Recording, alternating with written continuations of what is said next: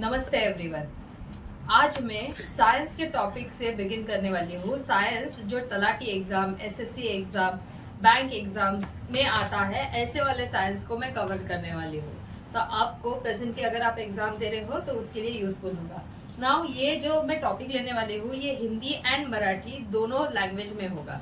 ठीक है, तो हम स्टार्ट करते हैं। आज का टॉपिक है important person related to biology. Biology से पहला मैंने लिया है कार्ल लिनियस। कौन लिया है? Karl Linnaeus. कार्ल लिनियस जो है उन्हें टू किंगडम क्लासिफिकेशन ये किया था। टू किंगडम क्लासिफिकेशन मतलब उन्होंने प्लांटे एंड एनिमेलिया ये दो किंगडम क्लासिफिकेशन किया था एंड उन्होंने फंगाई को प्लांट में जोड़ दिया था।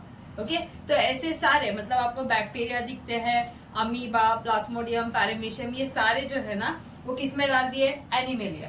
ठीक है, तो यहाँ पर आपको देखने को क्या मिलता है? Two kingdom classification was brought by Carl Linnaeus. Carl Linnaeus इन्होंने बुक लिखा था, बुक का नाम है सिस्टमा नेचर। Systema nature. ठीक है, देन फादर ऑफ टैक्सोनॉमी इनको बोला जाता है। फादर ऑफ टैक्सोनॉमी मतलब क्या? टैक्सोनॉमी मतलब क्लासिफिकेशन ऑफ ऑर्गेनिज्म। तो अगर किसी भी ऑर्गेनिज्म को हम क्लासिफाई करते हैं into kingdom, into genus, into species, तो ये क्या होता है? सब स्पीशीज। ये क्या होता है? ये होता है क्लासिफिकेशन। क्लासिफिकेशन की स्टडी किसने की थी? Karl Linnaeus and he also give binomial nomenclature. इसमें क्या होता है बताती हूँ। इसमें होता है जीनस स्पीशीज। जीनस स्पीशीज ऐसे करके किसी भी ऑर्गेनिज्म का हम नाम लेते हैं। फॉर एग्जाम्पल मैन को क्या बोलते हैं? होमो सेपियन। यहाँ पर एच जो है वो कैपिटल होगा और जो दूसरा स्पीशीज का नाम है ना वो होगा स्मॉल लेटर्स में। ये है जीनिस, ये है स्पीशीज। Genus species. गहू असतं ना, गहू त्याला काय म्हटलं जातं? ट्रिटिकम एस्टाइवम।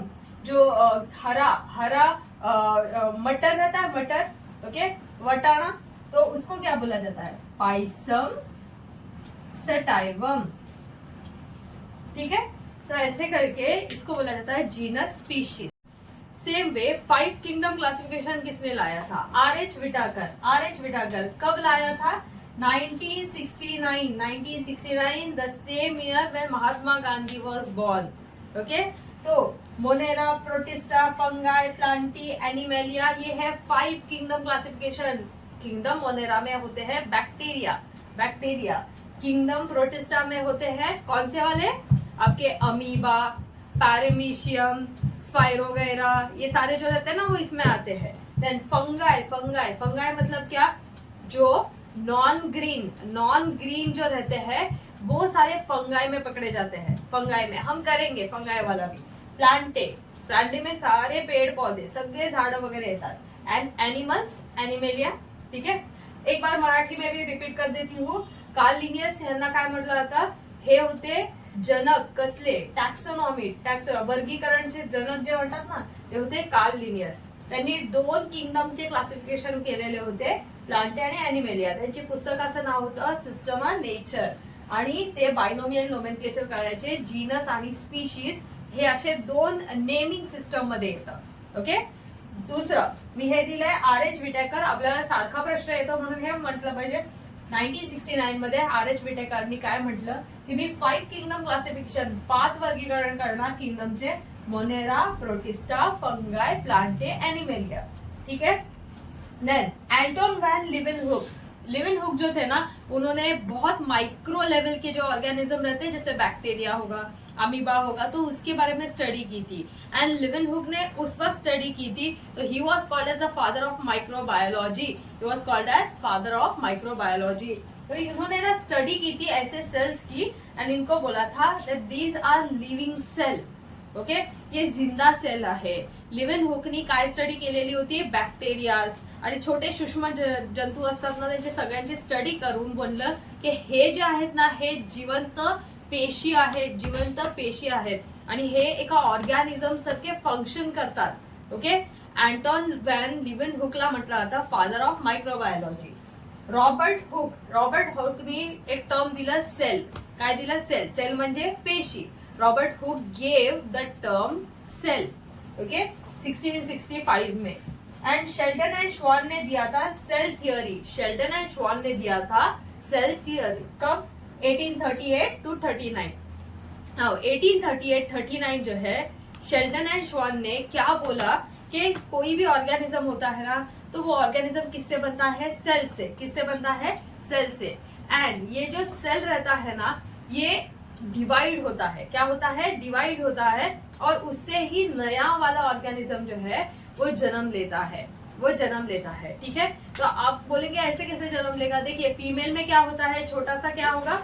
वहां पर जायगोट बनेगा. वो सिंगल सेल रहता है. जायगोट जो रहता है ना, शिशु, ते कशाने बनतं? एकच सेल असतं, त्याच्यामधनं ते डिवाइड होऊन बनतं. ठीक है. तर शेल्टन एंड श्वान ने बोला कि सेल थियरी में ऐसा होता है. ठीक है. पुरकिंजे ने बोला ये सेल को फंक्शनल कौन बनाता है? प्रोटोप्लाज्म. उसके अंदर लिक्विड मॅटर रहता है जिसे बोला जाता है प्रोटोप्लाज्म. कोणत्याही पेशीच्या आतमध्ये तरल पदार्थ जे असतं त्याला म्हटलं जातं प्रोटोप्लाज्म. एंड वॉटसन ने बोला कि पूरा सेल फंक्शन करने के लिए चाहिए होता है जीन्स. और उन्होंने कॉइन किया एक टर्म, वो था जेनेटिक्स. नेक्स्ट, ऑगस्ट वेस्टमैन ने एक थियोरी लाई थी, वो थी जर्म प्लाज्म थियोरी. क्या लाई थी? ऑगस्ट वेस्टमॅननी आणलेली होती जर्म प्लाझम थिअरी. जर्म प्लाझम थिअरी म्हणजे काय?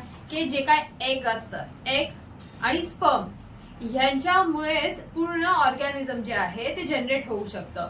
ठीक आहे. हे होतं जर्म प्लाझम थिअरी. ठीक. हे होतं by August Weismann. August Weismann ने बोला जो ओवरीज और टेस्टिस जो रहते हैं उसमें से क्या निकलता है? Egg and sperm.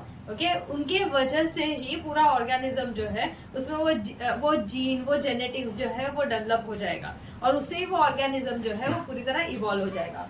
Next, Voltaire जो है, वॉल्टेयर ने 1888 में क्या लाया था? कॉइन किया था टर्म क्रोमोसोम पता है ना आपको कैसे दिखता है? वो सेल के अंदर न्यूक्लियस होता है एंड वो ऐसे ऐसे ऐसे दिखता है. राइट. ऐसे थोड़ा लैडर ट्विस्टेड लैडर होता है, वैसे दिखता है.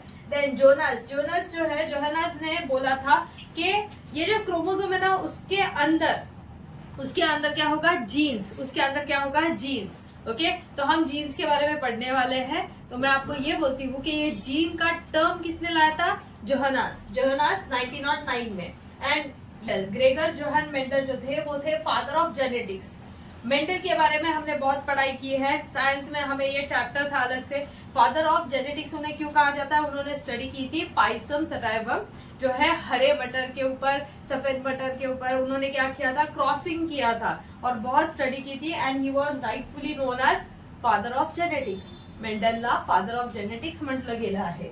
ह्यूगो डे व्रेस जो भी अगर समझो किसी ऑर्गेनिज्म में बदलाव होते हैं वो किस वजह से आते हैं? बिकॉज उसके डीएनए में, उसके जीन में कुछ बदलाव आए हैं, इसके लिए ये बदलाव आए हैं. ठीक है. तो ये किसने बोला था? ह्यूगो डे वेरिस ने बोला था म्यूटेशन कंसेप्ट देते वक्त. चार्ल्स डार्विन तो बहुत इंपॉर्टेंट हमारे जो साइंटिस्ट थे जिन्होंने आइलैंड पर जाकर स्टडी की थी अबाउट द स्पीशीज. ठीक है. चार्ल्स डार्विन ने बुक लिखा था the origin of species. Charles Darwin ने क्या किया था? बुक लिखा था द ओरिजिन ऑफ स्पीशीज. और उन्होंने एक थियोरी, बहुत इंपॉर्टेंट थियोरी है, थियोरी ऑफ नेचुरल सिलेक्शन जो है वो चार्ल्स डार्विन ने पेश की थी. थियोफ्रेट्स को क्या बोला जाता है? Father of botany. ठीक है, याद रखना है. थियोफ्रेट्सला काय म्हटलं जातं? Father of botany. आणि इवानोस्की जो है ना रशियन साइंटिस्ट थे और उन्होंने वायरस जो रहता है ना वो अगर बाहर होगा ना तो वो नॉन लिविंग जैसा बिहेव करता है. अगर वो किसी के बॉडी के अंदर चला गया ना तो वो लिविंग हो जाता है. और इसकी स्टडी किसने की थी? इवानोस्की. ओके, कब की थी? 1892. एंड लास्ट मैं बताने वाली हूँ अबाउट टैक्सोनॉमिक हायरार्की जो है उसे याद रखना है क्योंकि ये क्वेश्चन आ सकता है. पहले होता है kingdom, phylum, class, order, family, genus, species. Okay. Actual में और एक क्लासिफिकेशन जिसमें किंगडम से पहले बोला जाता है तो ऐसे बोल सकते हैं domain, kingdom, phylum, class, order, family, genus, species. आज के लेक्चर के लिए इतना ही। Thank you.